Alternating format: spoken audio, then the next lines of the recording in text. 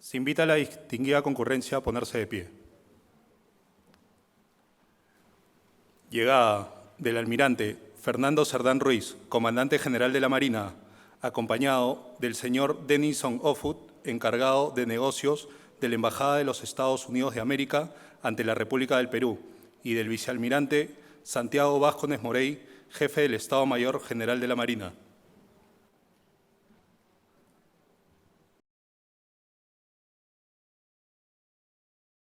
¿Pueden tomar asiento?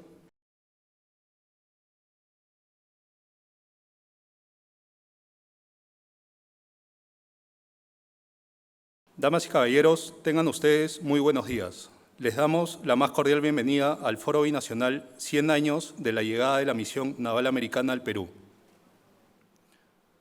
A continuación, palabras de bienvenida a cargo del vicealmirante Luis Polar Figari, director general de Educación de la Marina.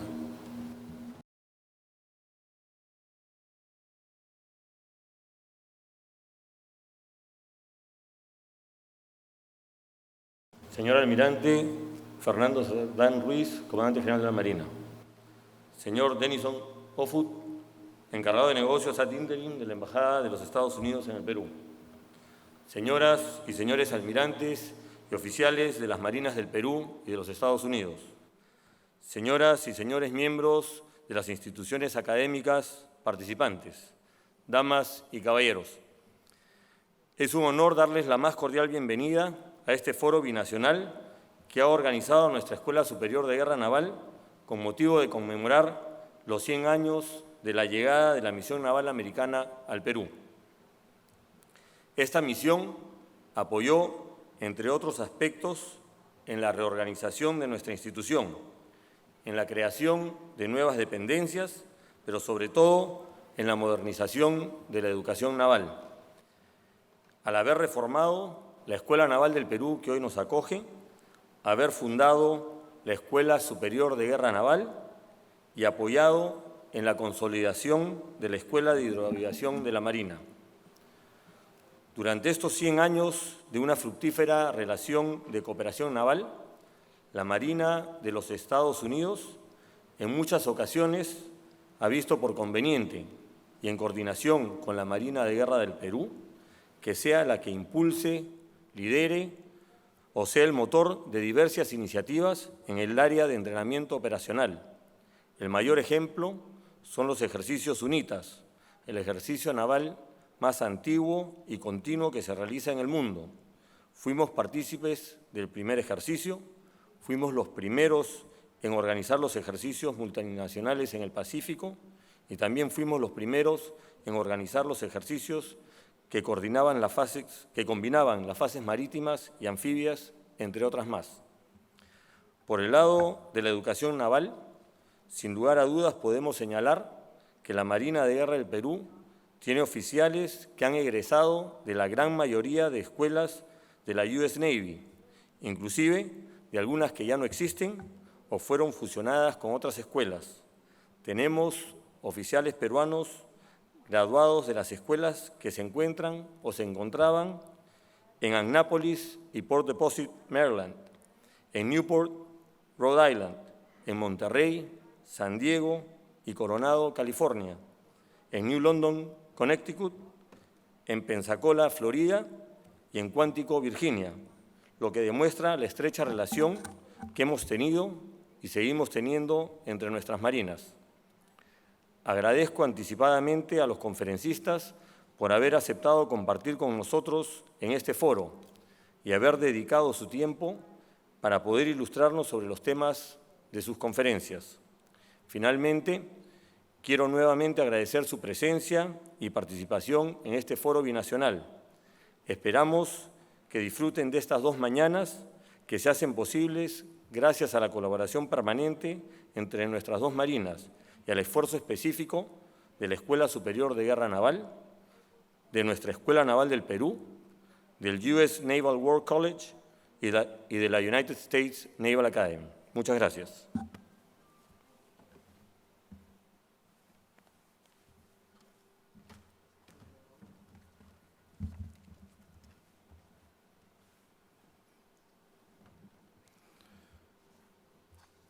Palabras de inauguración a cargo del almirante Fernando Cerdán Ruiz, comandante general de la Marina.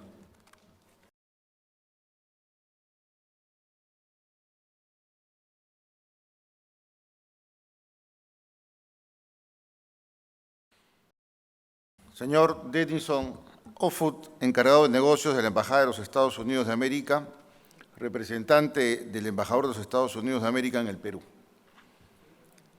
Vicealmirante Santiago Vázquez Morey, jefe del Estado Mayor General de la Marina de Guerra del Perú. Vicealmirante Jean Bach, superintendente de la Academia Naval de Anápolis de los Estados Unidos de América. Vicealmirante Luis Polar Figari, director general de Educación de la Marina de Guerra del Perú. Contraalmirante Donald Gabrielson, comandante del Comando Sur de las Fuerzas Navales y de la Cuarta Flota de los Estados Unidos de América. Contraalmirante Shoshana Chatfield, presidente de la Escuela de Guerra Naval de los Estados Unidos de América. Contraalmirante Jorge Andaluz Echevarría, director de la Escuela Superior de Guerra Naval de la Marina de Guerra del Perú. Señores oficiales almirantes, señores oficiales agregados castrenses de los Estados Unidos de América, acreditados en el Perú, señores oficiales exalumnos de la Escuela de Guerra Naval de los Estados Unidos de América, señores oficiales exalumnos de la Academia Naval de Anápolis de los Estados Unidos de América, señores oficiales de la Marina de los Estados Unidos de América y del Perú, que nos acompañan de manera presencial y virtual en este foro habitacional. Damas y caballeros, en esta significativa ocasión es para mí un honor y privilegio como comandante general de la Marina de Guerra del Perú inaugurar este importante foro que materializa y rememora un hecho histórico trascendental ocurrido hace 100 años, al mismo tiempo que refleja y fortalece la estrecha relación entre dos instituciones fundamentales para la defensa de los intereses de sus respectivos países. Es así que tanto la Marina de los Estados Unidos de América como la Marina de Guerra del Perú han cruzado sus caminos históricamente, siempre con la mira puesta en el interés común que sostienen ambos países, que no solo se relaciona con la seguridad y defensa hemisférica, sino, más importante aún, la que se relaciona con la defensa de valores compartidos, que nos ha permitido tener un entendimiento mutuo y estrechar y fortalecer a lo largo del tiempo nuestra relación. Y es que la libertad y seguridad de los mares, la democracia, el Estado de Derecho y la libertad de sus ciudadanos son valores que nos llevarán a continuar fortaleciendo nuestros lazos de cooperación y amistad. Es necesario acotar que si bien nuestra relación data de mucho tiempo atrás, existe un hecho que marca un antes y un después, la llegada de la misión naval americana al Perú, la misma que en el periodo de 1920 a 1933 y de 1938 a 1969 fuera integrada por connotados oficiales de la Marina de los Estados Unidos de América, que contribuyeron con su labor a forjar generaciones de oficiales, así como organizar la institución en diferentes campos, como el académico, administrativo, operacional, salud y otros. Por tal motivo, la Marina de Guerra del Perú, pese a la coyuntura actual de la pandemia del COVID-19, ha visto por conveniente conmemorar este primer centenario, a fin de dejar constancia de la gratitud y reconocimiento hacia la Marina de los Estados Unidos de América. Y para ello, no hay mejor manera que hacerlo a través de este foro, que hoy empieza con la presentación de un libro que describe la historia de dicha misión para posteriormente ser completado con las conferencias a cargo del doctor David Conen, director del Centro de Investigación de Historia Marítima del Naval War College, y del capitán de corbeta Michel Laguerre-Clayman, autor del libro Misión Naval Americana en el Perú. Quiero agradecer especialmente la presencia del señor Denison Offutt, encargado de negocios de la Embajada de los Estados Unidos de América ante la República del Perú, así como al vicealmirante Jean Bach, superintendente de la Academia Naval de Anápolis, y a la contraalmirante Shoshana Chatfield, presidenta de la US Naval War College, por contar con su presencia y apoyo en la realización de este foro y sobre todo por las conferencias que el día de mañana ellos mismos nos van a brindar. Finalmente, deseo expresar mi sincero agradecimiento a los distinguidos participantes, quienes con su presencia realzan este significativo foro binacional y así como a todos los que han hecho posible la realización del mismo. Muchas gracias por su presencia a través de nuestra plataforma virtual. Declaro inaugurado el Foro Binacional 100 años de la llegada de la misión naval americana al Perú. Muchas gracias.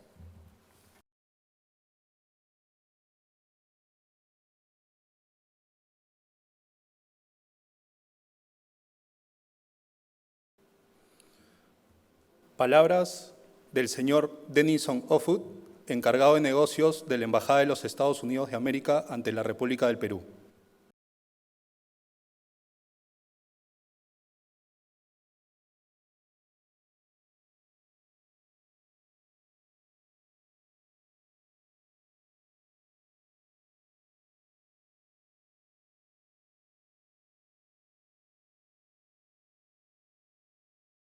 Señor Comandante General de la Marina de Guerra del Perú, Almirante Fernando Cerdán, distinguidas autoridades civiles y militares, estimados amigos y amigos todos.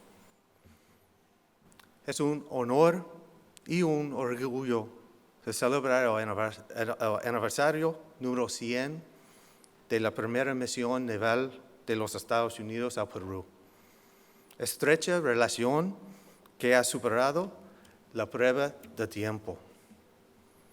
Son 100 años de lazos navales, tradiciones y amistad entre nuestros países. Nuestra relación naval empezó el 6 de septiembre del año 1920, con la llegada al Perú del capitán Frank Freire.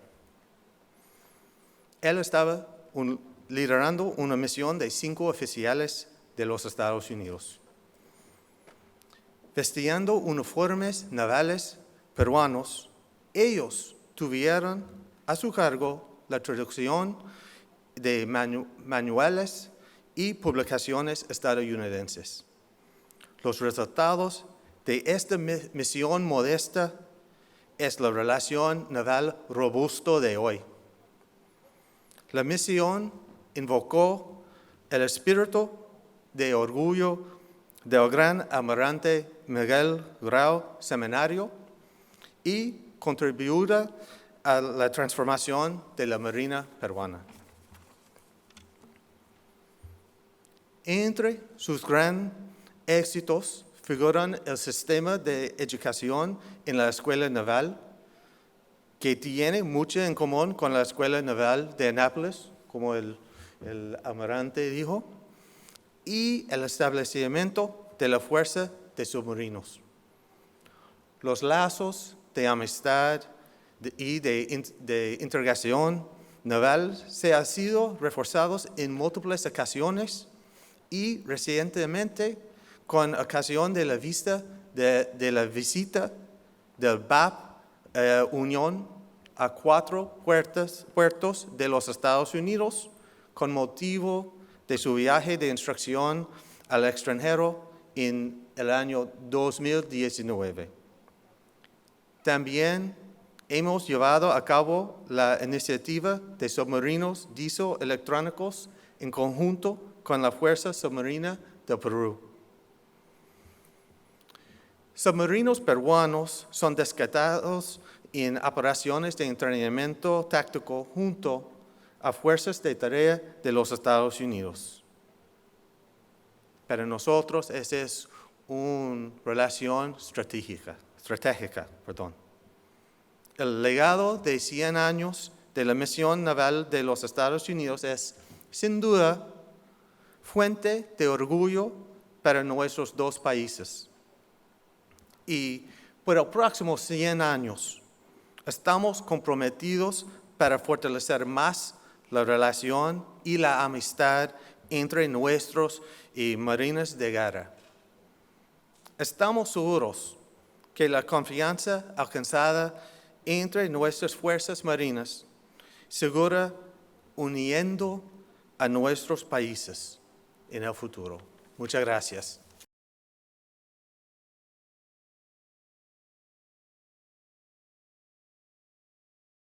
A continuación, se realizará la presentación del libro Misión Naval Americana del Perú, desde 1920 a 1933 y de 1938 a 1969, a cargo del contraalmirante en situación de retiro Francisco Yávar Acuña, director del Museo Naval del Perú.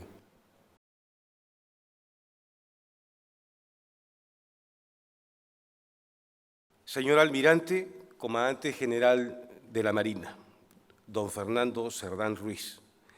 Mr. Denison Offutt, oficial encargado de negocios de la Embajada de los Estados Unidos de América. Señores almirantes de la Armada Peruana y de la US Navy que atienden esta ceremonia. Señor coronel US Air Force David Schilling, agregado de los Estados Unidos. Señores oficiales superiores y subalternos.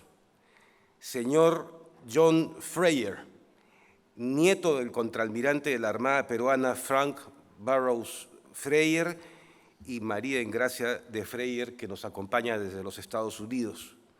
Distinguidas damas y caballeros, tengo el agrado de dirigirme a ustedes con el fin de presentar la obra intitulada Misión Naval Americana en el Perú, del señor capitán de corbeta don Michel Laguerre-Clayman. Indudablemente, para mí es un grato placer y un honor el haber recibido el encargo del autor para presentar su libro. Me gustaría que pasen la fotografía del libro. Ahí está el libro del comandante. Lo considero un acto académico, ineludible, sobre todo por tratarse de una obra de exquisita calidad que amerita tratarla con el respeto y la formalidad del caso. Como todo acto académico de esta naturaleza, donde el centro de atención son el autor y su obra, quisiera que me permitan explicar qué pretendo hacer para así darme a entender con claridad lo que como marino e historiador profesional presentaré en esta velada cultural. En primer lugar, debo decirles que lo que voy a hacer es un análisis historiográfico.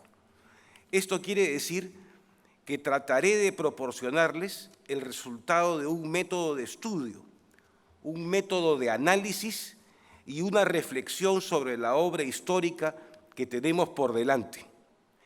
Esto lo logramos a través de ciertas preguntas que debemos formularnos tras leer el libro, de tal manera de comprender cómo el autor describe los hechos que está historiando y lo que podemos recoger de ello en nuestro interior. Un primer paso es describir el marco conceptual que rodea al autor. Se trata de verificar su medio social y cultural, entender sus motivaciones y razones para escribir el libro, y ello implica, indudablemente, biografiar al autor.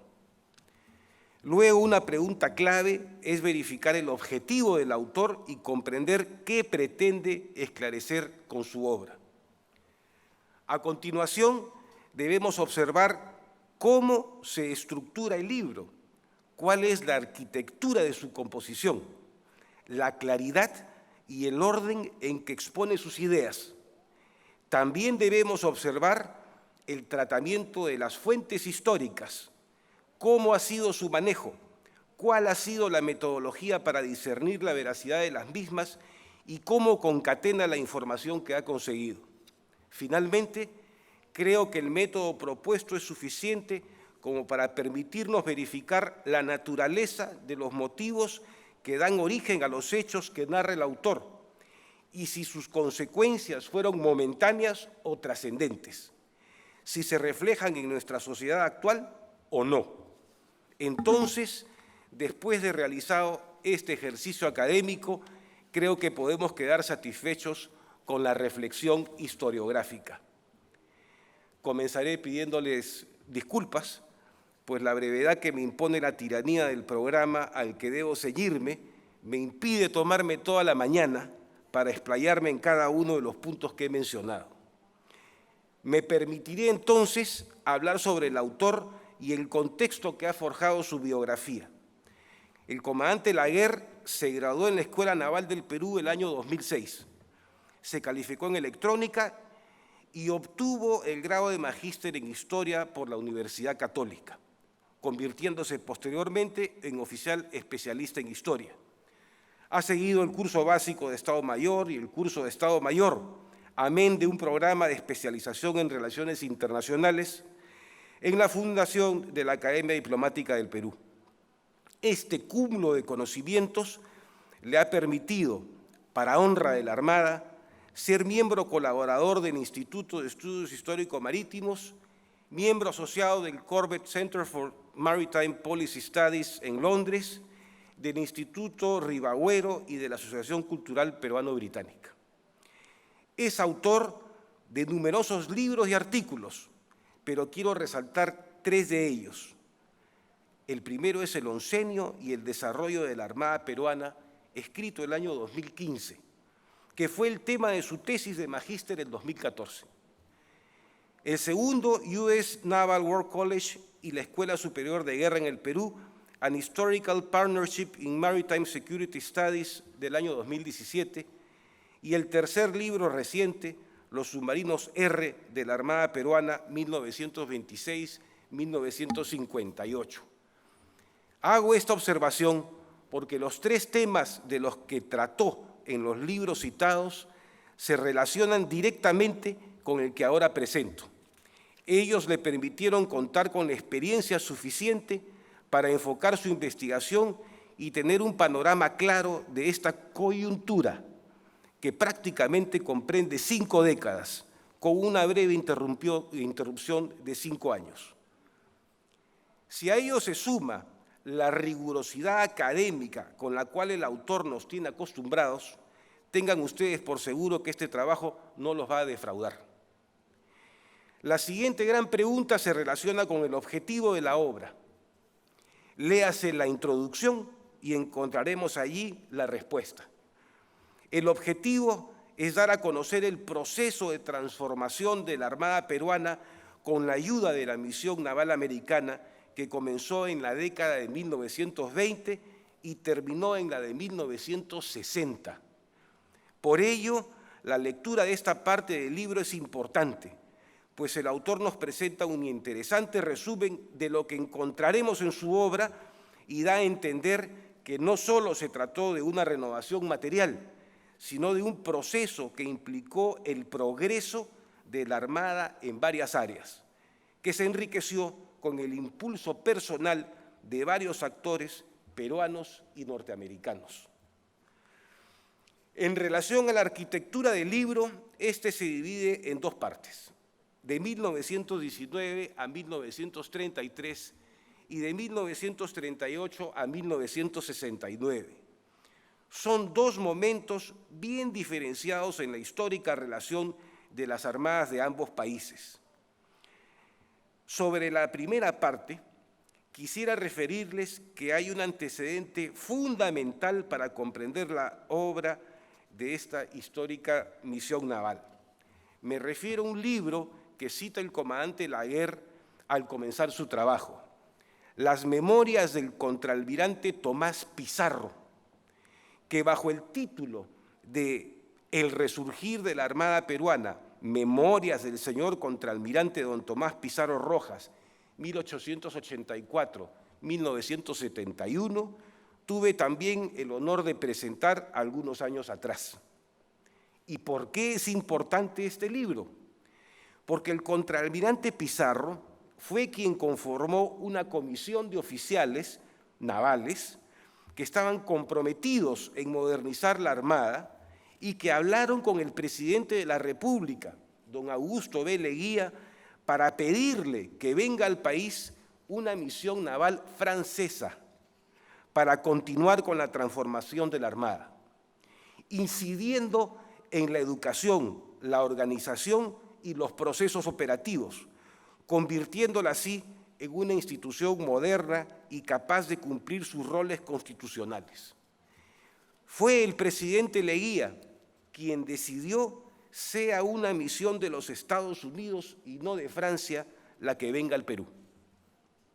Que quede claro que la presencia de la misión naval americana no fue una imposición imperialista, ni una maniobra oculta para influenciar políticamente en las Fuerzas Armadas peruanas, como algunos mercaderes de la historia quieren presentar para satisfacer el apetito nefasto de ideologías extrañas que tratan de imponerse sobre nuestras ancestrales tradiciones y verdaderos valores. Aunque también es verdad que a los norteamericanos les convenía establecer este tipo de roles que destacaban su indudable hegemonía. La presencia naval americana, repito, obedeció entonces a una necesidad institucional que nosotros mismos solicitamos y cuyos frutos aún siguen germinando. Evidentemente, no voy a hacer un resumen del libro, quitaría a mi auditorio el placer de leerlo.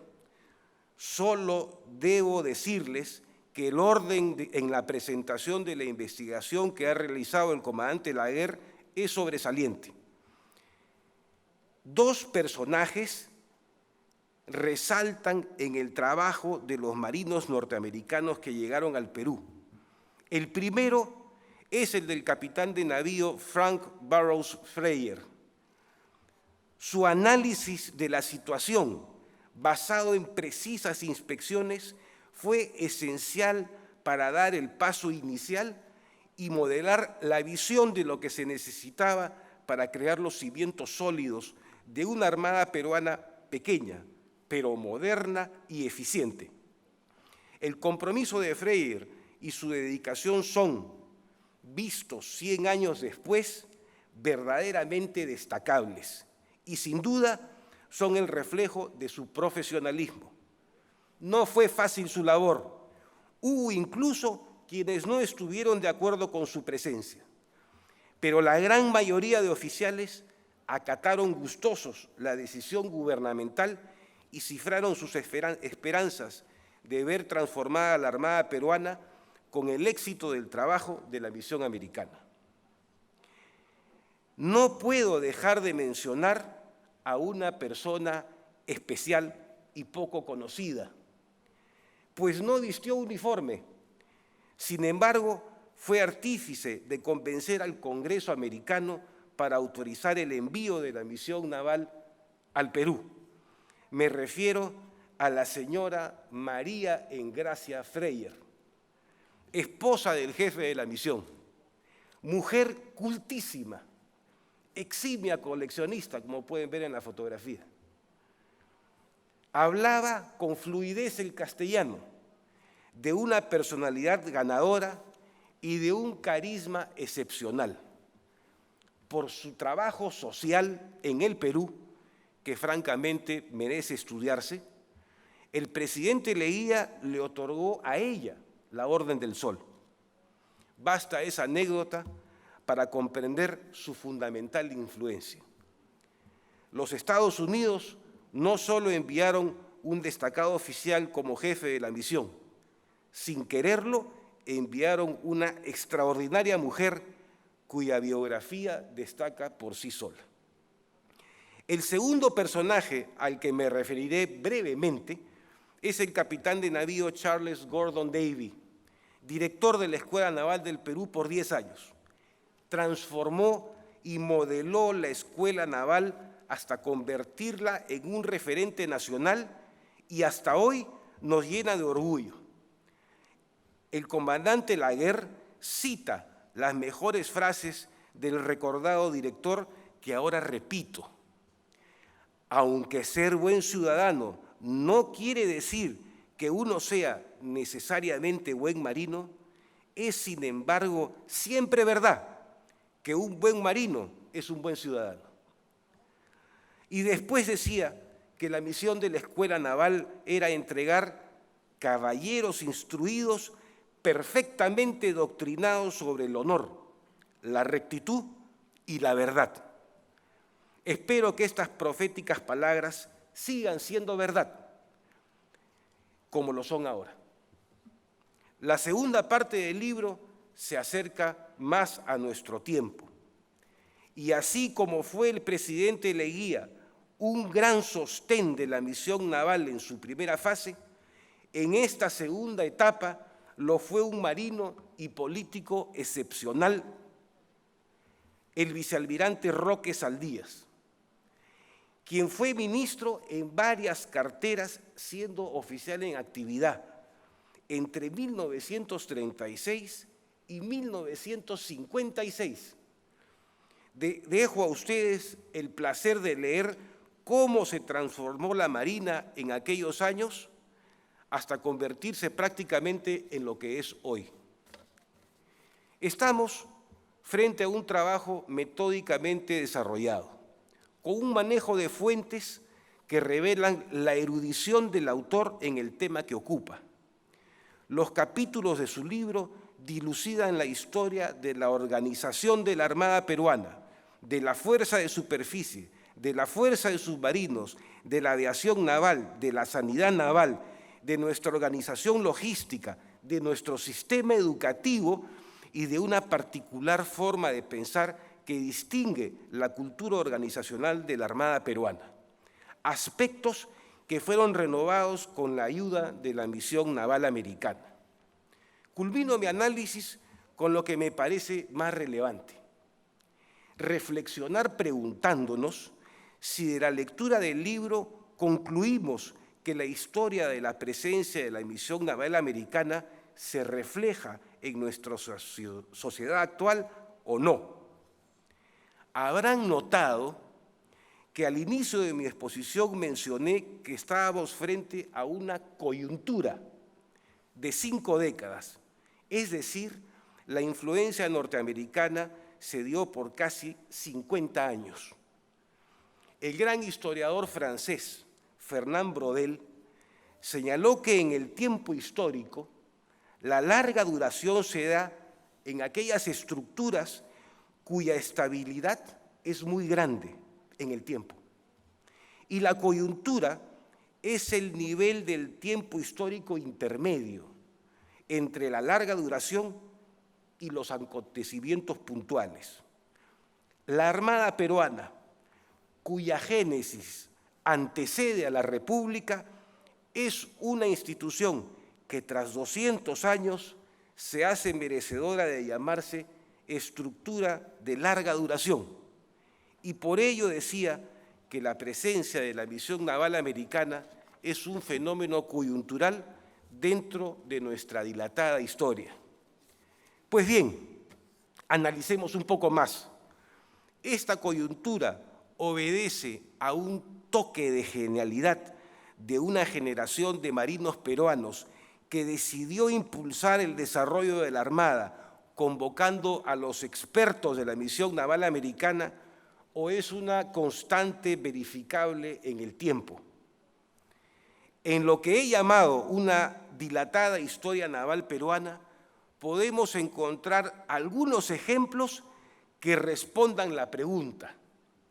En 1793, el teniente general de la Real Armada, o sea, un marino, Fray Francisco Gil de Taboada y Lemos, entonces virrey del Perú, inauguró dentro del Palacio de los Virreyes de Lima la Escuela de Pilotaje para promover los estudios de navegación y reorganizó la estructura de la administración naval en el virreinato con la creación de la Capitanía de Puerto del Callao y del Cuerpo de Pilotos.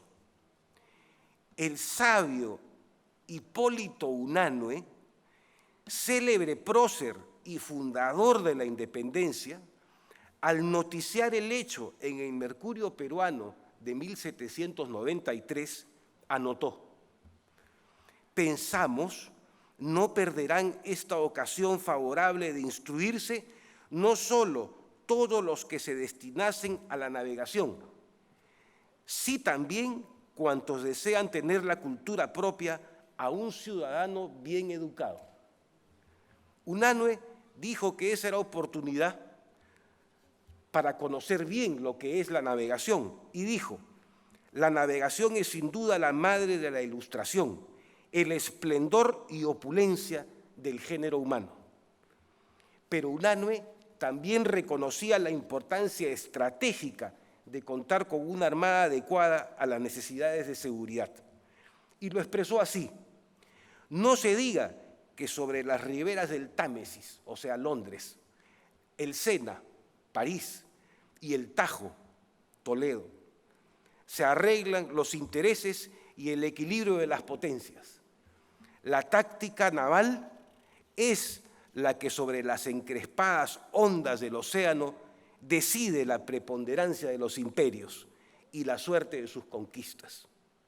Fue esa escuela la génesis directa de la actual escuela naval, la que proveyó a la naciente Armada Peruana de 1821, la Marina del almirante Ise, de sus primeros jóvenes oficiales, la que modeló a hombres como al sabio José Gregorio Paredes y al ilustrado contraalmirante Enrique Carrasco.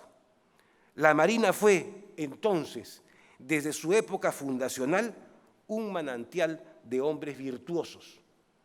Años más tarde, en 1877, el entonces capitán de navío Miguel Grau reflexionaba también sobre el arte de navegar y anotó: la civilización debe a la Marina gran parte de su notable desarrollo. Donde quiera que arribe un buque, lleva un germen de progreso. Las ciencias, las artes, el comercio, la industria han sido esparcidas en el mundo por medio de la navegación. Poco después, cuando Grau era comandante general de la Marina, escribió una interesante memoria oficial, donde, tras un prolijo estudio de las ordenanzas navales, de la organización de la Armada, de la situación de todo su personal, del estado de las instalaciones y los buques de la escuadra, reconocía el revolucionario impacto del vapor en el arte de navegar y del blindado en la guerra en el mar, por lo que recomendaba, entre otras cosas, nuevos reglamentos, la reorganización de la mayoría de órdenes, el Estado Mayor, el fortalecimiento de la escuela naval y el establecimiento de una escuela de grumetes. Grau decía: grandes son las necesidades de la Armada que manifiesto, y grandes las dificultades que hay en la actualidad para subvenir a ellas. Su muerte heroica impidió se realicen las transformaciones físicas que reclamaba. Sin embargo, notarán al leer el libro que ha escrito el comandante Laguerre que las medidas propuestas por Grau sorprendentemente coinciden en esencia con las que tomó la misión naval americana. Pero el sacrificio de Grau y de tantos marinos de su generación que corrieron igual suerte se convirtió en un crisol que renovó moralmente a la Marina, y su luz sigue proyectándose sobre los hombres de esta institución bicentenaria. Aunque podríamos citar otros ejemplos, existe, a mi juicio, un hilo conductor que motivó a los marinos peruanos desde siempre el querer renovarse. Se trata de un hilo tejido con varias hebras: el amor a la patria, el cariño a la institución y la sed de conocimientos. No explicaré las dos primeras, pero la sed de conocimientos es una característica profesional muy especial. La navegación y la guerra en el mar son ciencias que se desarrollan continuamente, y para mantener nuestro estatus en el concierto de las naciones y cumplir el rol que la nación nos asigna, es un deber el estar preparados de la mejor manera. A mí me parece que en esta larga duración, en la historia de nuestra querida Armada peruana, la lectura de este libro nos hace reflexionar que hay una constante que permitió el éxito de la misión naval americana. Esa fibra del hilo conductor que anuda el tiempo por más de 200 años para ser una institución de éxito. Algo teníamos y tenemos en común los marinos del mundo. Nuestra profesión es especial y necesita constante renovación. Y no se trata de una paradoja. El secreto de la larga duración es la estabilidad de los valores y el sano impacto de la transformación racional para adaptarse a los cambios que introduce la ciencia, la técnica y la estrategia. Este concepto lo captaron los primeros miembros de la misión naval americana y se abocaron sobre todo, al cambio de la cultura organizacional, y allí tuvieron éxito. Las reformas en la organización y la compra de nuevas unidades navales no hubiesen rendido fruto sin la renovación del espíritu y el perfeccionamiento profesional. Por ello es relevante el epílogo del libro escrito por el comandante Laer. Termina con un mensaje que nos llega del pasado, el lema de la Escuela Naval preparado por el capitán de navío Charles Gordon Davy, Mihi Cura Futuri. ¿Cuál es su sentido? Proviene de una frase que Ulises dio a Áyax durante la disputa retórica que ambos sostenían por la custodia de las armas de Aquiles, cuyo cadáver habían rescatado al pie de las murallas de Troya. La disputa la recoge el poeta romano Ovidio en su obra Metamorfosis. Allí se lee que Ulises invita a Áyax a seguirlo para aprender y le dice: «Tú vires sine mente geris mihi cura futuri». Tú llevas la fuerza sin reflexión. Yo me preocupo del futuro. Hay pues una analogía clara entre Ulises y la escuela naval, así como entre Áyax y los cadetes navales. Ulises era el más grande navegante griego de la antigüedad y un experimentado estratega que dio el triunfo a los griegos sobre los troyanos, mientras que Áyax era un joven guerrero impetuoso, valiente e impulsivo, famoso por ser el más exitoso en los enfrentamientos cuerpo a cuerpo durante la guerra de Troya. En este caso, la escuela naval, Ulises, prepara el futuro de los cadetes, Áyax. Finalmente, agradezco a la Marina y al autor por permitirle compartir mis reflexiones sobre este magnífico libro y terminar diciéndoles que mientras continuemos haciendo lo que el capitán de navío Davy señaló, buenos marinos y buenos ciudadanos, el éxito de cualquier emprendimiento que tome la Armada peruana está asegurado. Muchas gracias. Gracias. La presentación de la conferencia Misión Naval Americana en el Perú, una perspectiva desde los Estados Unidos de América, estará a cargo del capitán de fragata de la Marina de los Estados Unidos de América en situación de retiro, David Conen, director del Centro de Investigación de Historia Marítima John Hatterdoff del US Naval War College.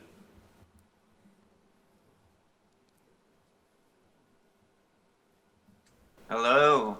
It's a pleasure to meet you. Buenos And días, thank you. es un placer estar con ustedes y muchas gracias. I'm going to share the screen now. Voy a compartir mi pantalla con ustedes.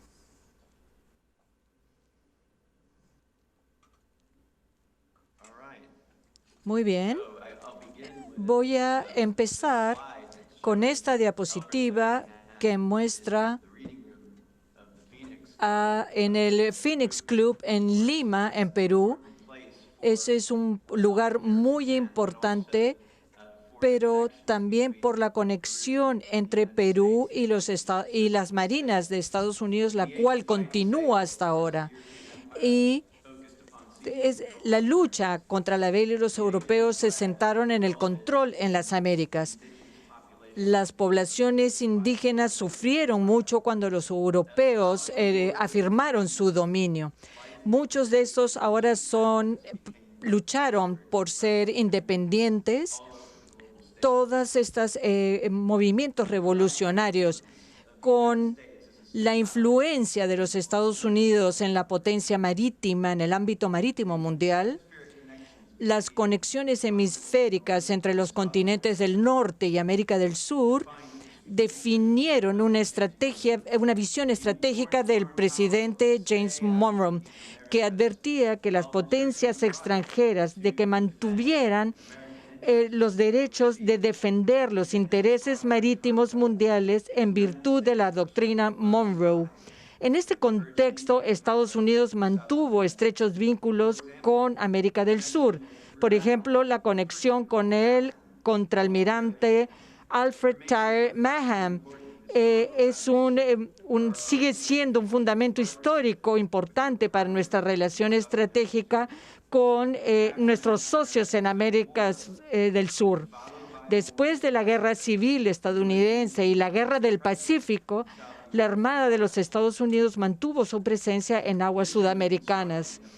La visión de construir el Canal de Panamá para asegurar las líneas oceánicas de comunicaciones en el Caribe, pero extendiéndose alrededor del Cabo de Hornos y las Islas Galápagos, también informó la estrategia naval de los Estados Unidos en la década de 1870.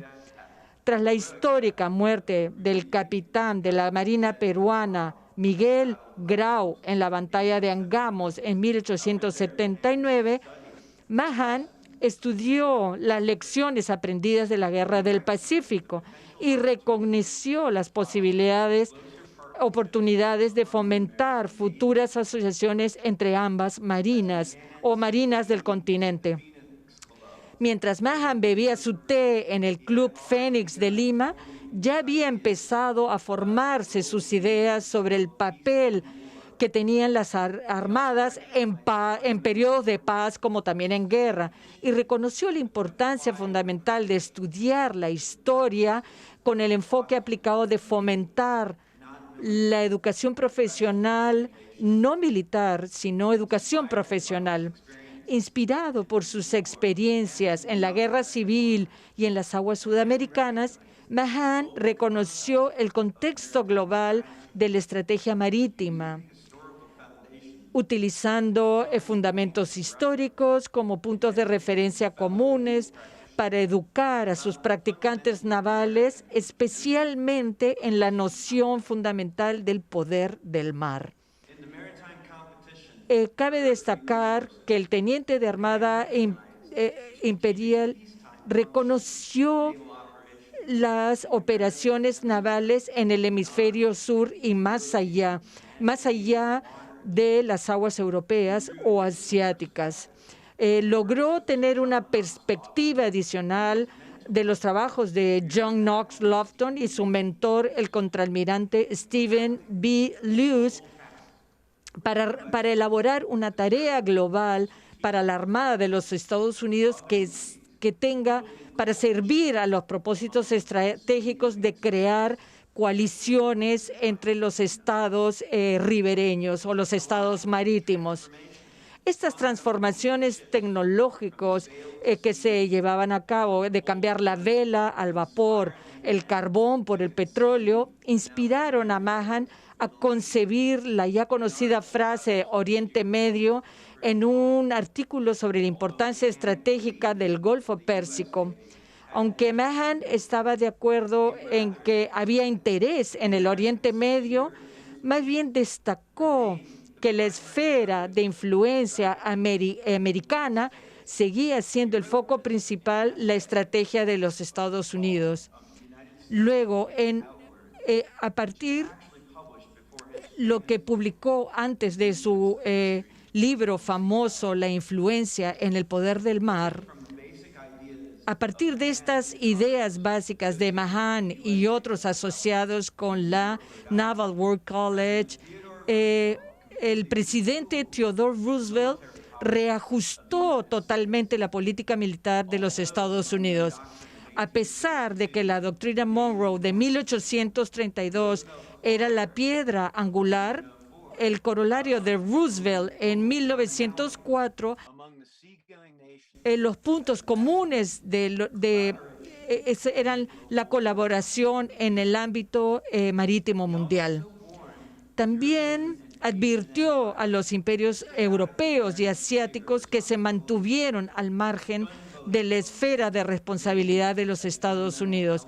Esta diplomacia de los cañones seguía siendo el elemento fundamental de la estrategia naval de Roosevelt, y esta doble referencia a la pistola Colt, donde Roosevelt explicaba el rol de los servicios marítimos americanos como nuestra marina, la pacificadora. Entonces, teniendo la primera experiencia sustancial en operaciones de coalición en la era de la Primera Guerra Mundial, la Armada estadounidense continuó centrándose en la esfera de la influencia americana. El presidente Herbert Hoover le dio prioridad a la promoción en estas asociaciones estratégicas con las marinas de América del Sur. El Canal de Panamá transformó por completo el poderío marítimo y pasó del carbón al petróleo. Dada la proximidad del Perú con las costas occidentales de Sudamérica, Hoover impulsó los esfuerzos para ampliar la misión naval y en el 29 envió a William Pye para ampliar esta misión. Pye recibió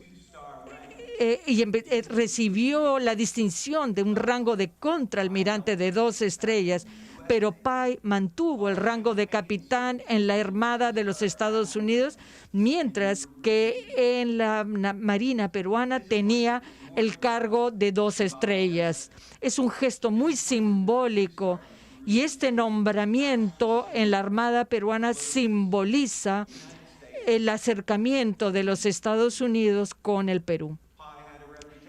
Pye tenía la reputación de ser un pensador visionario dentro de la Armada de los Estados Unidos, que es parte de la razón por la cual fue enviado al Perú.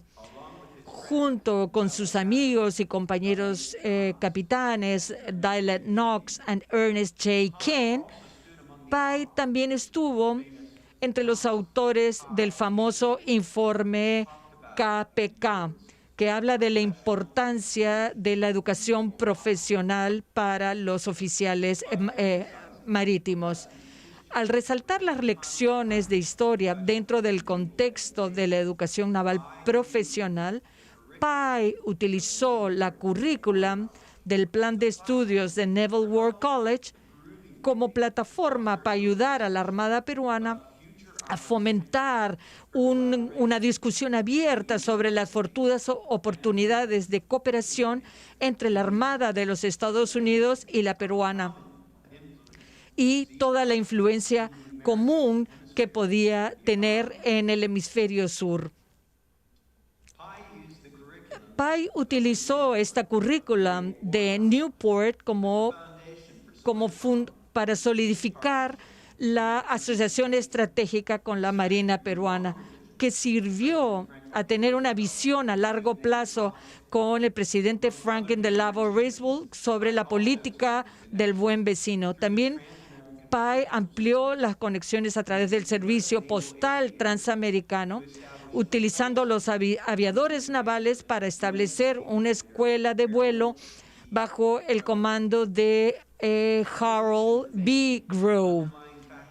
La revolución continuó siendo un factor subyacente en la dinámica social en tierra, aunque las armadas estadounidenses operaban bajo objetivos comunes en el ámbito marítimo. Pye y Grove no estuvo de acuerdo con el grado de la misión naval en el Perú en la lucha del gobierno peruano con el presidente Augusto B. Leguía y el APRA.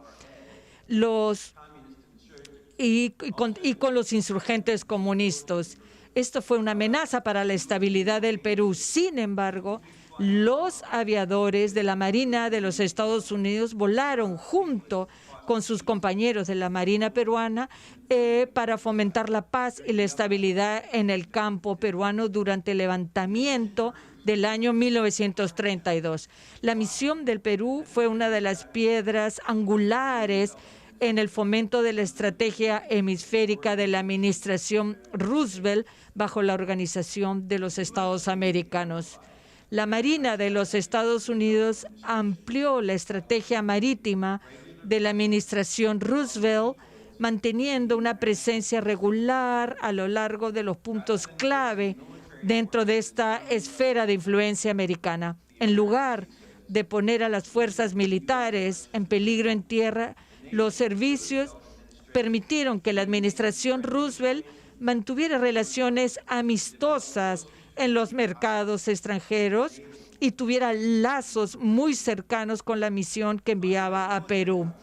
A diferencia de operaciones militares, estas expediciones en tiempo de paz proporcionaban los medios para compensar la perspectiva de participación directa en conflictos extranjeros. Cuando Pai volvió del Perú después de haber utilizado la currículum de the Naval War College y establecer conexiones entre ambas marinas, la educación profesional, haciendo énfasis específico en los estudios históricos, esto le permitió a Pai fomentar diferentes asociaciones como las que existen entre la Armada peruana y la estadounidense. Luego, como presidente de la War College, Pai defendió la noción de utilizar los estudios históricos en la educación profesional naval para ampliar las futuras asociaciones estratégicas que siguieron siendo fundamentales para la visión de las futuras Naciones Unidas. Pai dio la visión que proporcionó las diferentes alianzas y estratégicas en las diferentes marinas después de la Segunda Guerra Mundial y durante la Guerra Fría y más allá. Estos esfuerzos fueron la conexión entre la Marina de los Estados Unidos y la Marina del Perú. Los esfuerzos visionarios de Pai y sus asociados informaron en gran medida los esfuerzos estratégicos del almirante Arlett A. Burke para fomentar la estabilidad. Y también el profesor Agawa Noyuki, en su libro Friendship Across the Sea, las armadas tienen la capacidad única de operar juntas en el patrimonio mundial para cuidar los intereses comunes sin tener que apropiarse o mantener los terrenos. Las armadas son capaces de influir en los asuntos sin entrar en combate directo, mientras que las fuerzas militares en tierra por lo general se limitan a la aplicación simplista de la fuerza violenta. Las marinas no tienen que mantenerse en un lugar para obtener resultados como el poder del mar. Dados estos amplios conceptos, el almirante Burke amplió el papel del Naval War College en el fomentando las asociaciones estratégicas a través de educación naval profesional. Después de los graduados que completaron sus estudios en Newport, fue el almirante de la Marina Federal Alemana, Friedrich Rutsch, que alentó a Burke a restablecer las oportunidades para que oficiales navales extranjeros asistieran al plan de estudios de Naval War College en Newport. A su vez, el presidente del Naval War College, Richard Connolly, le dio la misión de dirigir las primeras clases de oficiales internacionales atendiendo estos cursos en Naval War College en el año 1956. Manteniendo esta visión de que el Naval War College debería servir como un foro internacional para que los profesionales puedan evitar guerras futuras. Colbert construyó el plan de estudios sobre los firmes cimientos de que Calvus y Pai establecieron anteriormente, mientras el almirante King en la Escuela de Estado Mayor del Ejército y la Marina, Anscombe y the Naval War College durante la Segunda Guerra Mundial. Basándose en el concepto de Anscombe, que incorporaba oficiales extranjeros con las fuerzas aliadas, Colbert utilizó el plan de estudios existente en the Naval War College para crear asociaciones con marinas extranjeras. bajo la dirección de Burke, Connolly y Colbert, reclutaron a las filas antiguos enemigos de lejos y fueron los primeros en completar estos cursos.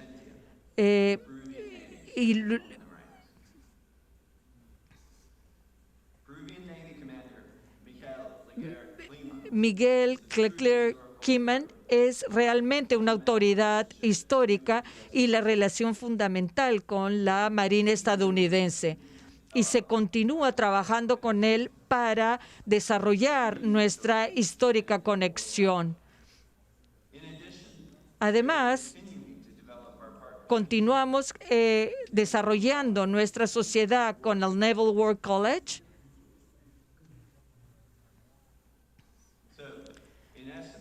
En esencia,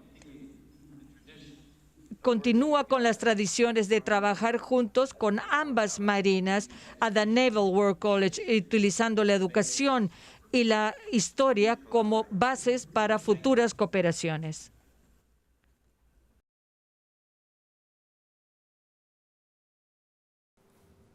Se da inicio a la conferencia histórica La Misión Naval Americana en el Perú desde 1920 a 1933 y de 1938 a 1969, a cargo del capitán de corbeta Michel Lager-Kleiman.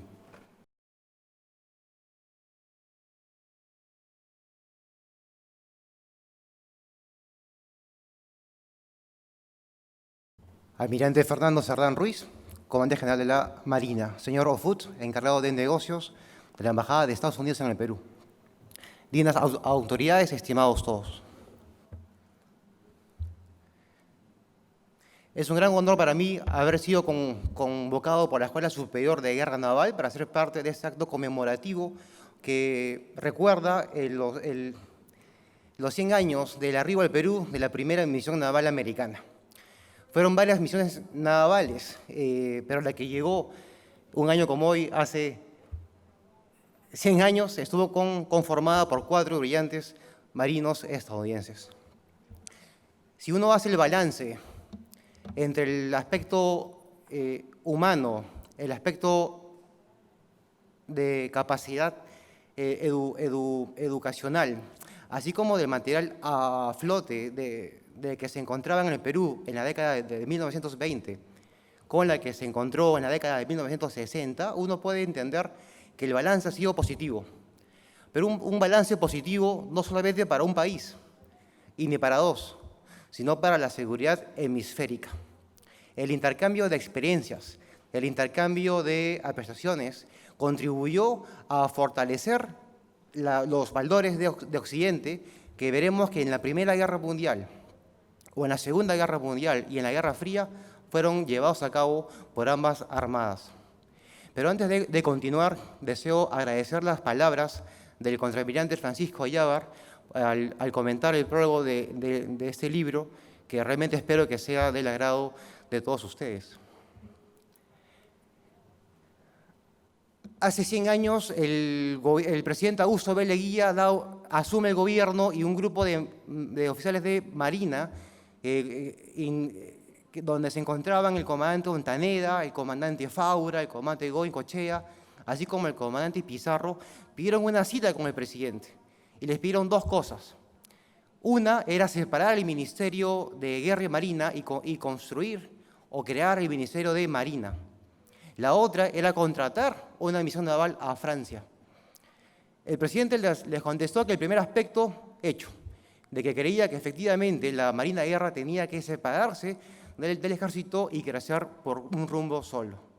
Pero sobre el segundo punto, les comentó de que iban a esperar un poco más, que vengan en 2 semanas, que iba a pensar un poco sobre este tema.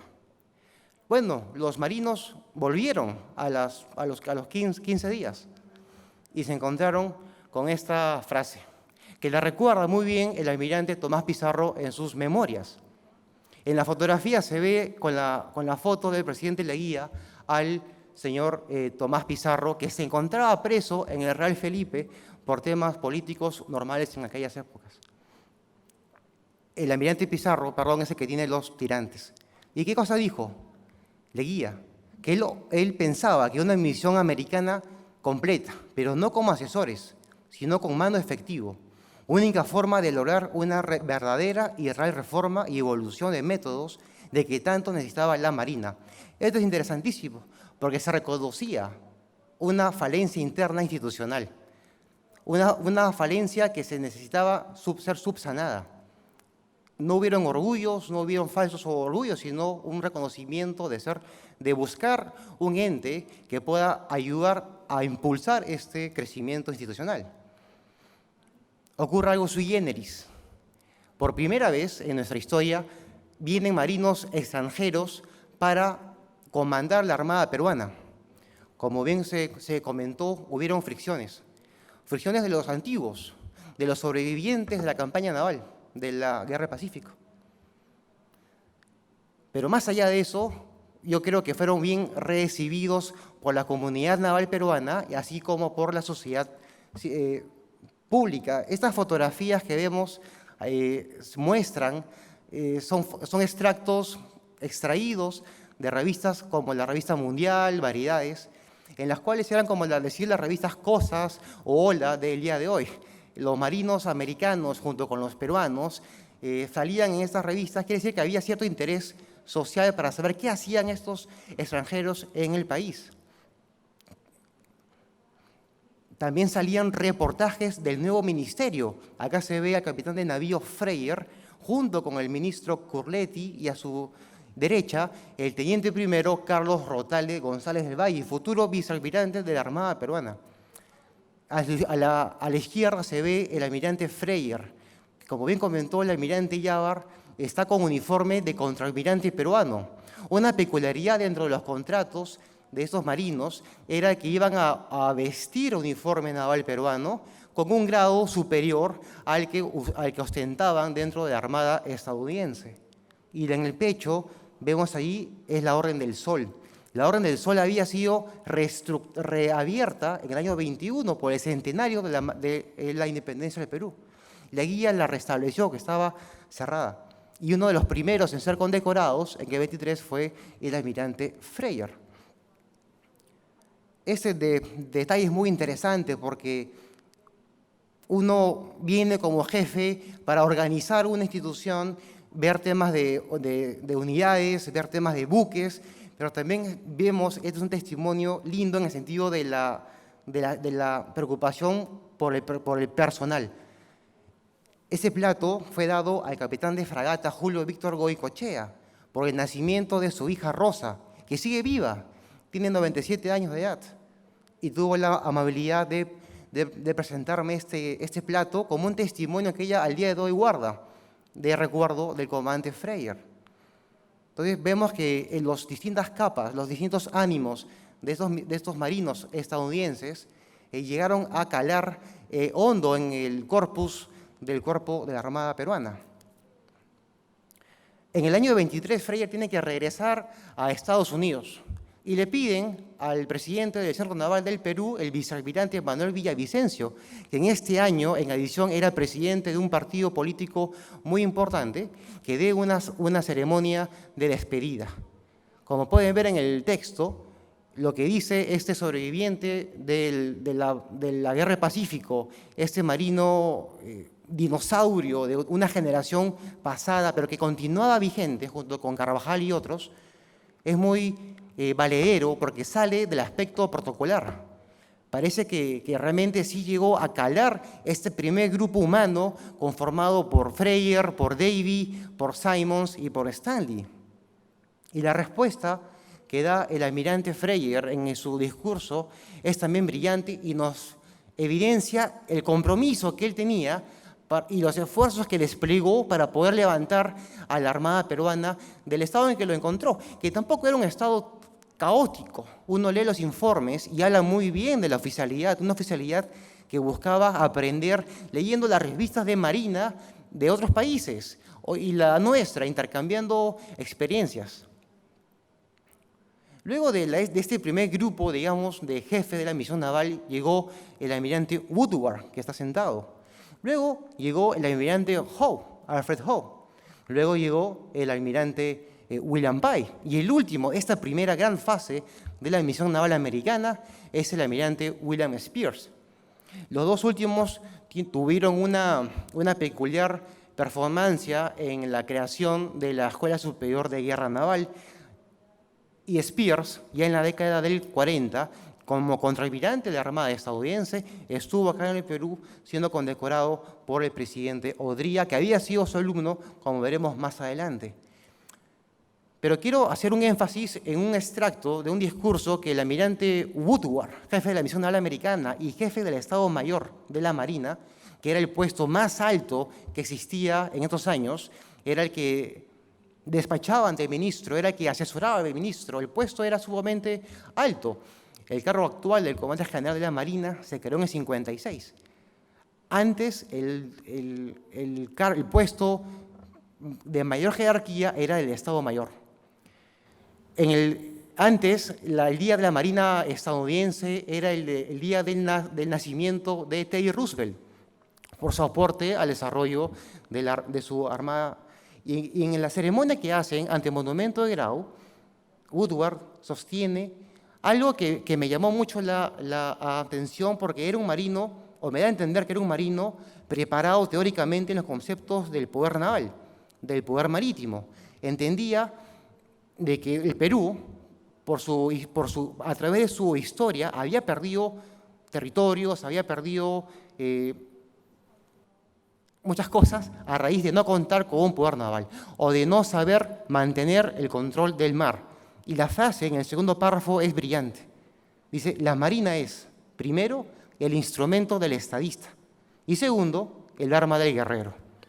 Hay una relación entre líneas entre la diplomacia y la armada.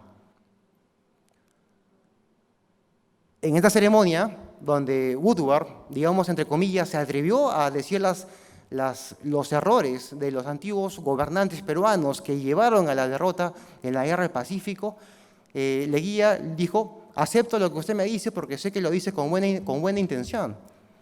Pero un momento de picardía anecdótica en esta charla es de que Leguía le contestó a Woodward recordando que Teddy Roosevelt había ido a Chile, a Talcahuano, para visitar a la Armada chilena y que pidió permiso el presidente Teddy Roosevelt para ir a Huáscar para rendir sus honores al valeroso almirante Miguel Grau.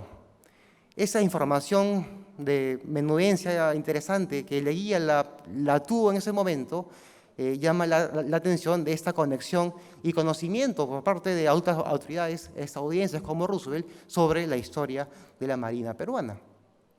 Esta fotografía es muy valiosa porque se ve al capitán de fragata Charles Gordon Davy, director de la Escuela Naval desde el año 21. Pero está rodeado de un grupo humano peruano, que era el capitán del navío Vinces, el comandante Goy Tisolo, entre otros más.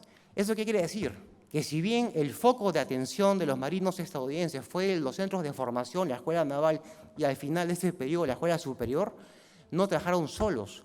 Si una actitud, si un espíritu no llega a encajar con sus receptores, van a ser expulsados, no van a ser aceptados.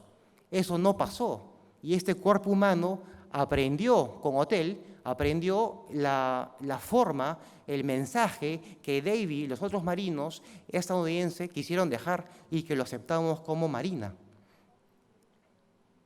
¿Qué cosa pasó? Miren estas fotografías, se ven a los cadetes navales con uniforme de béisbol. Se instauró un American Way of Life dentro de la escuela naval. Se instauró la fiesta anual del cadete, el crucero de instrucción, la entrega de la espada de honor y ojo al detalle, no era una entrega castrense, esa entrega castrense recién comienza en la década del 70, antes todos los presidentes la entregaban de una manera más cálida. Luego, ¿qué más tenemos? Se establece el saludo diario al pabellón a las 8 de la mañana. Esa tradición que se sigue hasta el día de hoy continuó en la década del 20, o se inició en la década del 20. La jura de los que recién ingresaban a la escuela naval, 31 de marzo del año 21, por primera vez en nuestra historia, los que recién ingresaban a la escuela naval juraban. ¿Y cuál era la fórmula de esta jura? Habrá podido cambiar un poco en el tiempo. Lo que vemos que no ha cambiado es aquel crucifijo que sigue hasta el día de hoy sobre la mesa. También se instaura el lema de la Escuela Naval por un concurso público, democrático, según la revista de Marina, dentro de los cadetes y la plana mayor de la Escuela Naval. El mihi cura futuri, con sus dos acepciones. Me está encomendado el futuro y yo preparo el futuro. Y eso fue escrito por los cadetes y se instauró un 22 de julio del año 24. David fue una personalidad brillante dentro de la formación y transmisión de conocimientos y actitudes para los futuros oficiales de la Armada. Cuando falleció en el 57, hubieron grandes homenajes.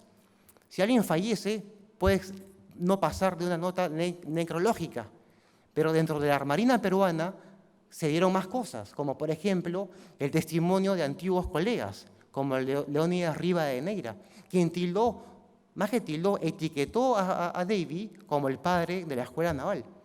¿Y cómo era Davy? Jamás gritó a nadie, ocultaba su disgusto, pero lo hacía sentir. Era ordenado y metódico, múltiple en sus concepciones y un trabajador infatigable. Y lo más interesante de todo, detestaba la mentira. Él fue el que instauró el himno de la Escuela Naval y así como ven en este podio, el escudo de la Escuela Naval. Estas dos fotografías fueron tomadas en la antigua biblioteca de la Escuela Naval, del antiguo edificio de la Escuela Naval. Se ve al ministro de Marina, Emilio Barrón, dando unas palabras y recordando a Davy, que siempre comentaba, ustedes se están formando para poder pelear con otros enemigos, porque los que combaten no son los buques, sino son los hombres. Y le reconoce, 30 años después, que fue Davy el impulsor de todo lo que se había hecho, al convertir a la Escuela Naval en una pequeña Anápolis. Y Davy sostuvo eso, que la Escuela Naval no debería salir de la punta, porque era el cuño con el cual se iban a formar y salir los oficiales de la Armada para poder hablar el mismo idioma, entender las mismas muecas, entender los mismos mensajes entre líneas.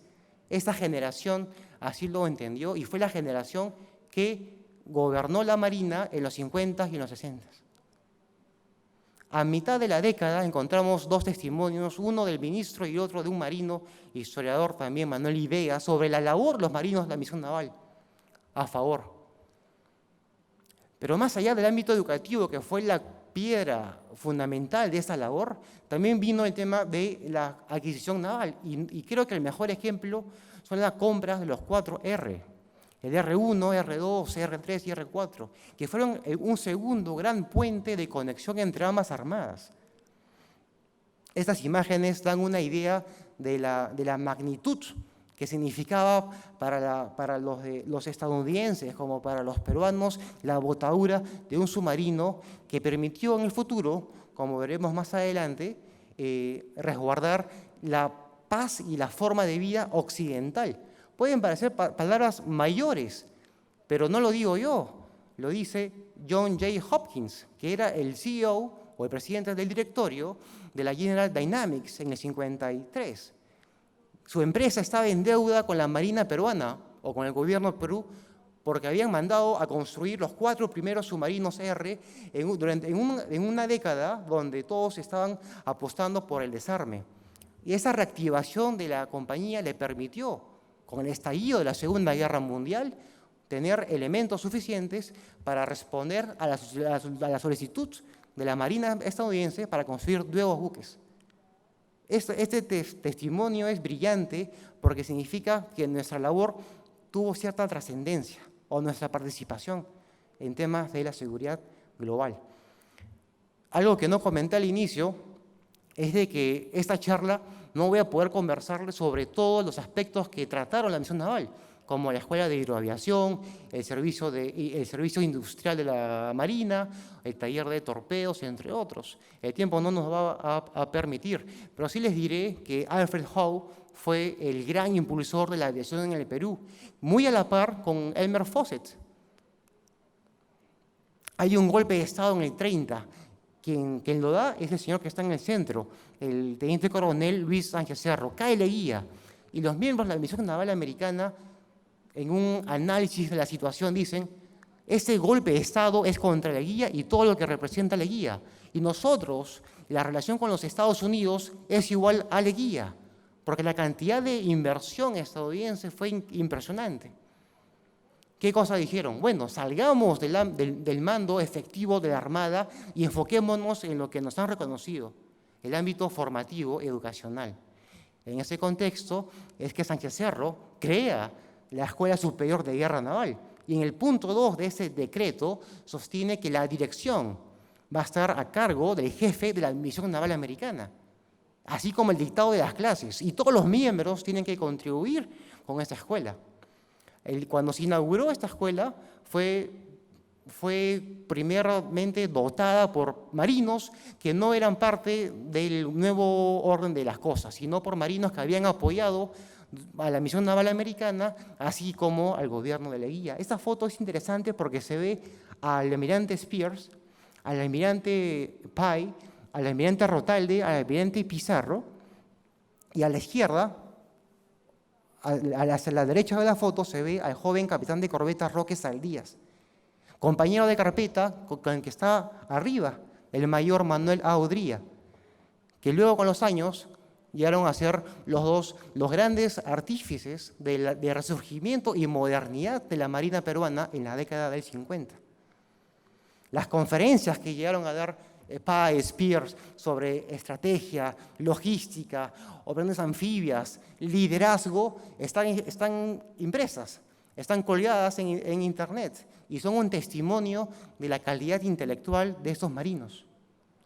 Pero en el 33 no se les renovó el contrato. El Perú estaba en conflictos contra Colombia. El golpe económico de Wall Street fue brutalmente fuerte para las arcas peruanas. Ya no se podía contratar, o esa fue la excusa para ya no renovar el contrato. Se hacen 2 eventos sociales. Uno en el Centro Naval, donde se invita al contraalmirante José Olivera, quien era un anti-misión naval, para que dé las palabras. Y acá podemos encontrar entre líneas cuál fue el objetivo o cuál fue la razón por la cual habría que ya no contratar o renovar el contrato de los marinos estadounidenses. La foto de arriba es la respuesta a bordo del vapor en el que se iba Spears y Compton.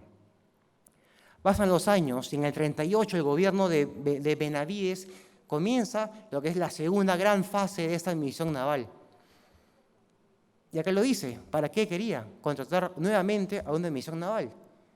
Y eso nació de gente que había efectivamente visto los logros positivos en la década del 20. Si la experiencia del 20 no hubiese sido positiva, si no se hubiesen visto logros palpables, creo yo que ningún marino hubiese promovido o aceptado nuevamente una contratación.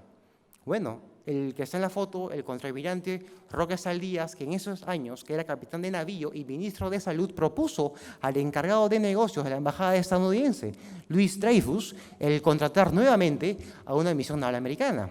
Dreyfus informa a su gobierno diciendo que Saldías no se guardó elogio alguno para hablar bien de la labor de los marinos americanos en la década del 20.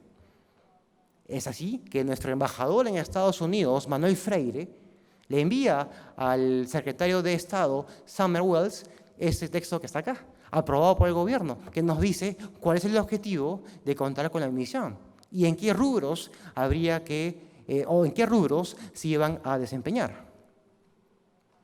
Una vez que llegan, nuevamente, ya ahora ministro de Marina, Saldías, nos dice cuál es la misión, cuáles son los objetivos de la misión naval, que son 3 básicamente.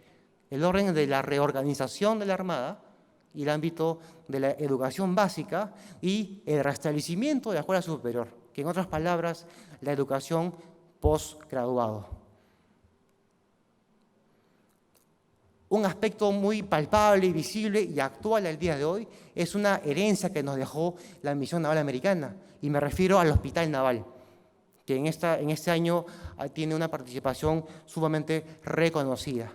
Bueno, esas fotografías aéreas tomadas por la DIRAF, que la DIRAF fue creada por la Marina, mejor dicho, bajo el gobierno del ministro de Marina y Aviación, Federico Díaz Dulanto, con equipos estadounidenses, fueron tomadas 12 días antes de su inauguración, 4 de julio del 56, día de Independence Day. Acá tenemos algunas fotografías de esta inauguración. Se ve al primer ministro del Perú, el vicealmirante Saldías, se ve al ministro de Marina, Alfredo Sousa, así como al jefe del 15º Distrito Naval Americano que quedaba en Panamá, el almirante Milnes, así como al primer director médico, el capitán de navío Harry Howard. El que está a la derecha del almirante Saldías era el jefe de la misión naval americana, calificado en submarinos, Brian Nichols. Muchos de estos marinos de esta segunda fase, marinos de la misión naval, habían hundido entre 5.000 a 15.000 buques enemigos japoneses con sus submarinos. Y esto está en sus hojas de vida, que han tenido a bien enviarme personal del Naval History and Heritage Command en Estados Unidos. Entonces uno lee la biografía operacional de los miembros de la misión naval americana y no eran marinos que no sabían a dónde mandarlos, eran marinos que tenían su legión al medio, su legión de honor, y que habían combatido en combate real. Patrullaje de guerra, motivador. Estas 3 imágenes creo que nosotros las hemos visto cuando hemos ido al hospital naval. Bueno, sabemos quién develó cada una, pero ¿quién es Harry Howard? ¿Quién es el primer director? Es este señor de acá, que era un médico que se asimiló a la Armada estadounidense y se doctoró en medicina por la Universidad de Yale. Miren ustedes, y se graduó con cum laude, el grado profesional de los que estuvieron acá dándonos este apoyo en paralelo. Bueno, la constructora también se pronunció, la empresa Guillermo Payet, donde se evidencia una vez más que los planos, la información, fueron otorgados por la Marina de los Estados Unidos. La Escuela Naval, fase 2. La Escuela Naval continuó siendo el eje de la atención de la misión naval americana. Esta foto es muy interesante porque se ve que aún no está la Escuela Superior de Guerra Naval, aún no está el Socaire, y desde el muelle hacia mi derecha, todos esos edificios fueron construidos durante las gestiones de marinos de la misión naval americana, en especial Davie. En el 39 se realiza el primer crucero de verano hasta San Francisco, California. Era la primera vez que los buques peruanos, los cadetes navales, llegaban hasta este puerto. Los desfiles que ellos hicieron fueron publicados, o los comentarios al desfile fueron publicados en la prensa local, y se les comparaba mucho con sus pares de Anápolis, así como la marcialidad de West Point. En esta fotografía al fondo se ve un pabellón estadounidense. Es que también cuando llegaban los buques americanos eran embarcados los cadetes para navegar a bordo y ver los últimos adelantos en la guerra naval. Esta caricatura muy interesante que se ve mucho, es muy común en las publicaciones americanas, de la Marina Americana en la Segunda Guerra Mundial, es de un crucero de verano del año 59. Vemos el Atomic Transport 4 Paita, y es muy usual hasta el día de hoy mantener esa tradición de caricaturas de nuestro día. Pero miren esta caricatura de acá, Orto Revista, año 59. El cadete naval con sus 1000 cosas, pero entre ellas llama la atención los títulos de los libros que está leyendo. Bowditch, Dutton y Agaton. Agaton, yo no sabía, pero Agaton estuvo en la Escuela Naval del Perú en esta década, porque era un contraalmirante de la Marina estadounidense en retiro, que era embajador de su país en Paraguay, y visitó la Escuela Naval. Y la crónica de la revista Marina, una fuente importantísima para conocer nuestra historia, se da cuenta de los detalles de esta visita. Un tema interesante es que cuando se reabre la misión naval, 2 hijos de 2 miembros de la misión, del comandante Pace y del comandante Powers, estudiaron en la escuela naval, vistieron el uniforme de cadete naval. Y cuando se fueron, en el 41-42, dejaron a la escuela naval una copa y la llamaron la Copa Pace Powers, y que fue utilizada para un torneo relámpago de básquetbol de ese año.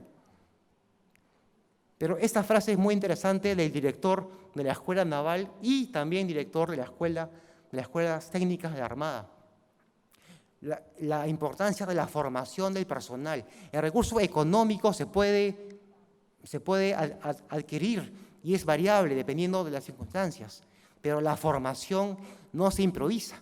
es una constante en el tiempo. Y es por ello que Saldías comenta en sus memorias que esa fue la idea por la cual crear la Escuela Técnica de la Armada, porque durante la Segunda Guerra Mundial no iba a ser posible adquirir nuevos buques modernos. Entonces, cuando estos buques iban a estar disponibles después de la Guerra Mundial, para países como el Perú, debíamos tener gente preparada para poder dotarlos. Toda esa curva de aprendizaje fue muy interesante. Hay un artículo del teniente primero Abel Wall que habla cómo él le enseñaba, junto con los miembros de la misión naval americana, inglés a la plana menor, a los grumetes, a los marineros, previo a su viaje a Estados Unidos.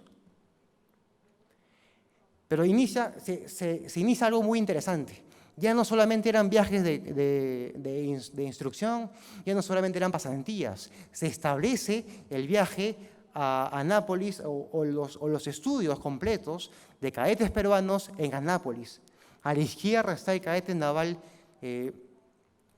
Landa, en el medio Sariquey Alegre y a la derecha Daniel Mariscal.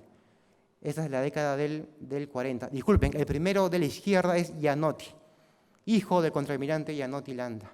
Esta fotografía se ven a unos cadetes peruanos con el superintendente de Anápolis, Kaufman, que son el cadete peruano Vegallona, Graham y Álvarez.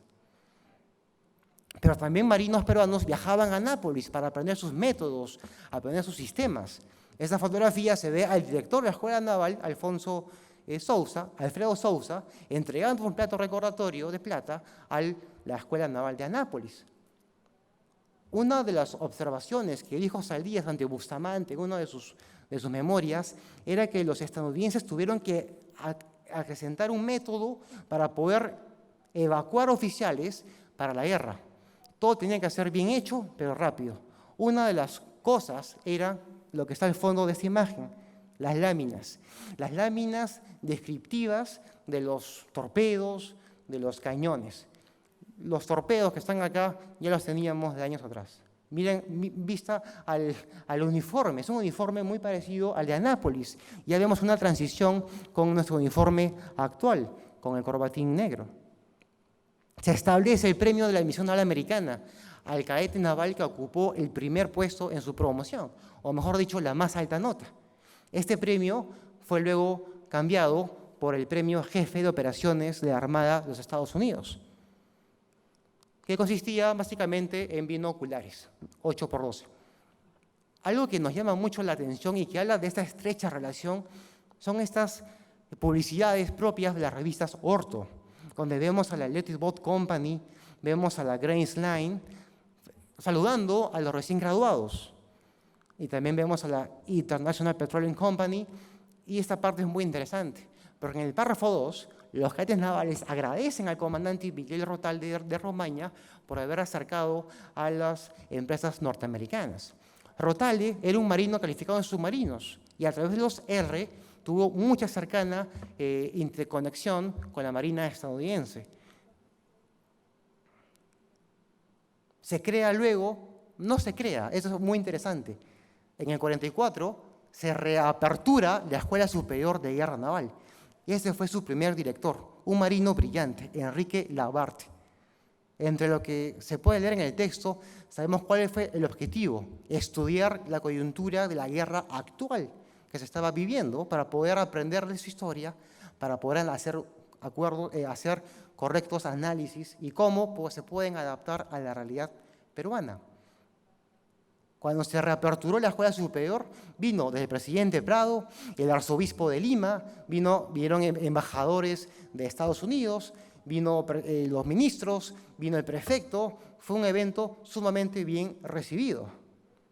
Esta es una foto de la plana mayor de esos años de la Escuela Superior de Guerra Naval, y quien está junto al mano derecha del contraalmirante Labarte, que está en el centro, es el capitán de navío George Baum de la US Navy, contratado específicamente para ser director adjunto en la Escuela Superior de Guerra Naval. Se nota nuevamente esta presencia americana. Con los años y en el contexto de la ayuda mutua, los alumnos de la Escuela Superior de Guerra Naval viajan a Estados Unidos. Visitan distintas fábricas, industrias e instalaciones navales conversan con políticos, van a fábricas como la Lockheed. No he llegado a identificar algunas personas, ahí están en Anápolis, por ejemplo, el concepto de por qué se hacían estos viajes. Y también había otro asesor. Cada año hubo un asesor, cada 2 años se relevaba el asesor naval para la Escuela Superior de Guerra Naval. Él es el comandante Schlerger. En el 58 se crea el curso de Comando y Estado Mayor, el primero en nuestra historia, cuando era director el capitán de navío Carlos Monge. Al siguiente año, el almirante Pareja Marmadillo dice en su memoria de fin de año que el programa académico de la Escuela Superior era una réplica exacta del que se hacía en el US Naval War College.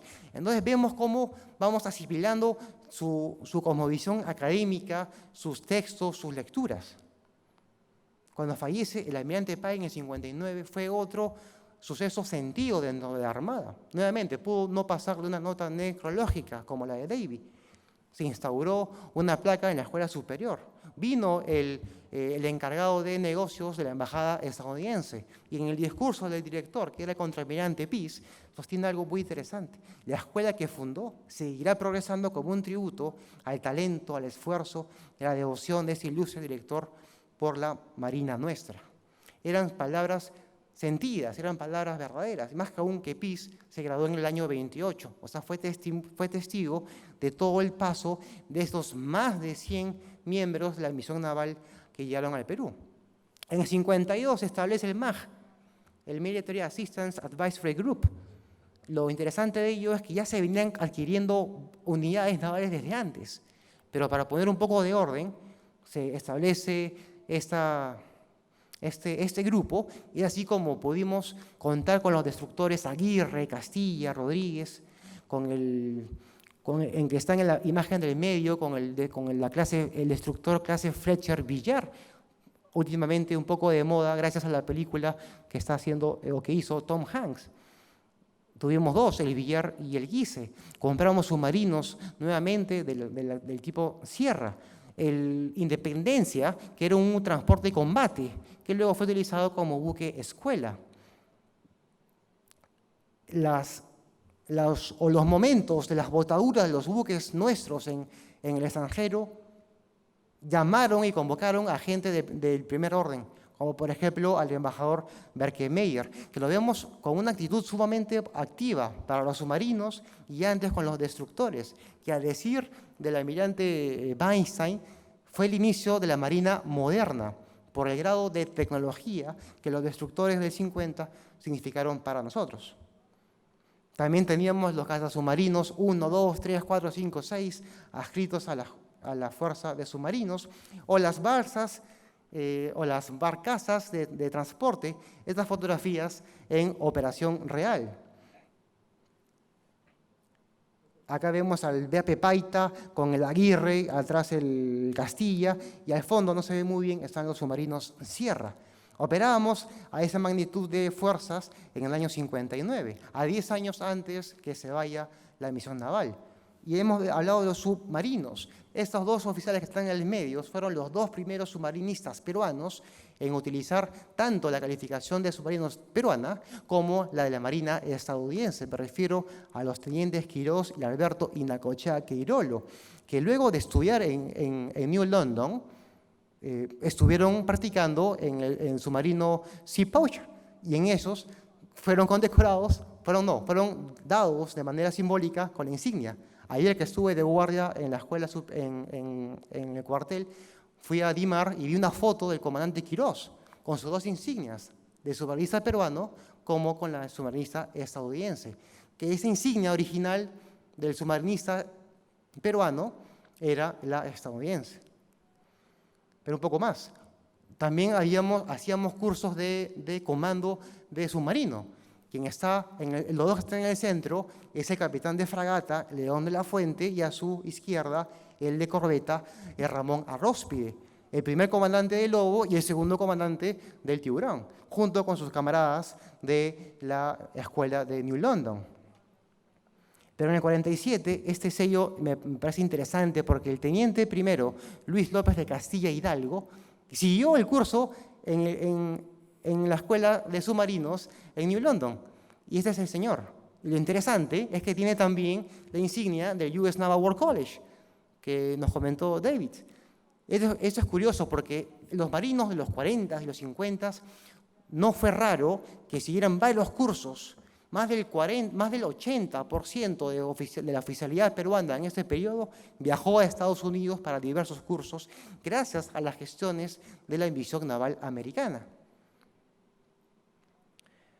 Cuando los submarinos R fueron a su acondicionamiento a la fábrica que los construyó en el 50, al mando del comandante Federico Salmón de la Jara, el jefe de la Fuerza de Submarinos del Atlántico le envió este mensaje al jefe del Estado Mayor de la Marina Peruana. Y el último párrafo es muy interesante porque nos muestra esta amistad forjada por los siglos, por los años de continuo intercambio, de continuo aprendizaje mutuo. Para ir concluyendo, quiero darles unas imágenes breves de visitas de autoridades de alto nivel que hicieron a la Marina peruana, como por ejemplo el presidente electo de Estados Unidos, Herbert Hoover. Hay un instituto Hoover en la Universidad de Stanford, se debe a este presidente, que arribó al Perú, estuvo un par de días y fue recibido por la Armada peruana. Tenemos la primera visita del secretario de Marina de Estados Unidos, Charles Thomas, año 55, ahí en la Escuela Naval de la década del 50. La misma autoridad en el Club Socaire, que no ha cambiado nada desde su fundación, junto con el vicealmirante Saldías, el almirante Manuel Nieto y interno el vicealmirante Carlos Rotalde. También tenemos la visita de Milnes, quien era o fue en un inicio jefe de las misiones navales en Latinoamérica. Tenemos, por ejemplo, esta visita, no he llegado a identificarle a la derecha, pero al medio es el jefe de la misión naval americana, Brian Nichols. El almirante Stokes estuvo en el Perú en el 56 para hacer ejercicios operacionales con la escuadra peruana. Y ahí está el comandante general de la escuadra, el almirante Arnillas. Fue la primera vez que la escuadra peruana, que un oficial de la Marina, en este caso el almirante Arnillas, fue el OCT en este tipo de ejercicios. El almirante Peterson en la escuela naval, el almirante Milnes en el Ministerio de Marina, con el ministro de Marina, visitas al muy similar actual comedor de cadetes de la escuela naval, se condecoraba, se hacía una linda recepción, y iban encima, el que está ahí en la parte de adelante es el presidente de la Junta Interamericana de Defensa, el general Shepard, que visitó el CIMA, visitó la escuela naval, visitó el centro de entrenamiento naval, la estación de torpedos, la escuela naval, los cócteles muy interesantes porque nos permiten en un ambiente de sinceridad decir cosas que pasan de lo protocolar a lo real, a lo sincero. Esa foto no he llegado a identificar al marino, pero están en el Club Nacional y el que está atrás es el ayudante del ministro Tirado, el futuro vicealmirante Jorge Parodi Galiani. Para terminar, un extracto de las frases del gestor de la segunda fase de la misión naval americana, en un discurso que lo hizo en el Hotel Crillon ante el almirante Milne, donde dice con conocimiento de causa, recuerda a sus antiguos jefes, recuerda la labor que hicieron los marinos, y es por ello que la Marina de Perú, 10 años después, dicha por el almirante Tirado Lam, dice que está en una deuda de agradecimiento con todas las misiones navales de Estados Unidos. Y esta carta es muy interesante porque Tirado Lam se le envió al CNO de la Marina estadounidense, al almirante Arleigh Burke. Me enorgullece mencionar que las misiones navales de Estados Unidos son responsables en el más alto grado por nuestro eficiente estado de presteza. Han sido y continúan siéndolo embajadores oficiales de buena voluntad. Que lo diga la máxima autoridad peruana no son cosas menores. Termino con estas 3 imágenes donde mostramos a marinos peruanos con marinos estadounidenses o marinos de la misión naval americana dándose la mano. Este gesto humano de amistad, de conocerse y de afecto, mirándose a los ojos, de igual a igual. El que está acá es el vicealmirante Francisco Tudela cuando era agregado en Estados Unidos, y acá cuando era comandante general de la Marina, despidiendo al asesor técnico de la misión naval americana que retornaba a su país. Muchas gracias.